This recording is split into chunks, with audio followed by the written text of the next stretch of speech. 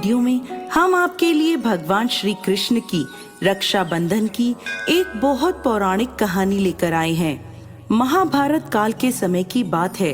भगवान श्री कृष्ण की श्रुतिदेव नाम की एक चाची थी, जिनके बहुत मन्नतों के बाद शिशुपाल नाम का पुत्र प्राप्त हुआ।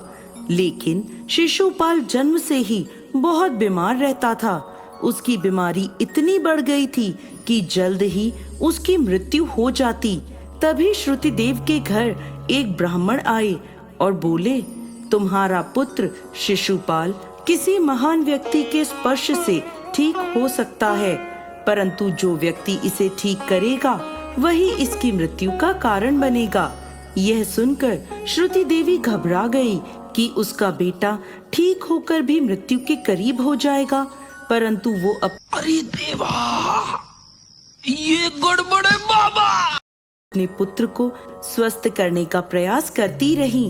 एक दिन भगवान श्री कृष्ण श्रुति देवी के घर आए और उन्होंने शिशुपाल को अपनी गोद में उठा लिया। इसके बाद शिशुपाल एकदम स्वस्थ हो गया। शिशुपाल के ठीक होने की खुशी के साथ ही श्रुति देवी को ये भी डर था कि अब श्री कृष्ण के हाथों ही शिशुपाल की मृत्यु होगी। वो हाथ जोड़कर भगवान श्री कृष्ण से विनती करने लगी, हे केशव, हे माधव, शिशुपाल की सभी गलतियां माफ करने का आप मुझे वचन दें। तब भगवान श्री कृष्ण ने श्रुति देवी से वादा किया कि वो शिशुपाल की 100 गलतियां माफ कर देंगे, लेकिन 100 गलतियों के बाद उसकी कोई भी गलती माफी नहीं पाएगी। इस किया कि वो शिशुपाल की 100 गलतियां माफ कर देंगे, लेकिन 100 गलतियों के बाद उसकी कोई भी गलती माफी नहीं पाएगी। इसके बाद बहुत समय बीत गया। शिशुपाल बड़ा हुआ और एक क्रूर राजा बना। वो अपनी प्रजा पर बहुत जुल्म करता और भगवान श्री कृष्ण को भी अपशब्द कहता था। ना चाहते हुए भी भगवान श्री कृष्ण उसकी सभी गलतियां माफ कर देते थे, परंतु अब शिशुपाल अपनी 100वीं गलती कर चुका था। एक दिन एक भरी सभा में, जहां भगवान श्री कृष्ण भी मौजूद थे, शिशुपाल सबको अपना अहंकार दिखाने लगा।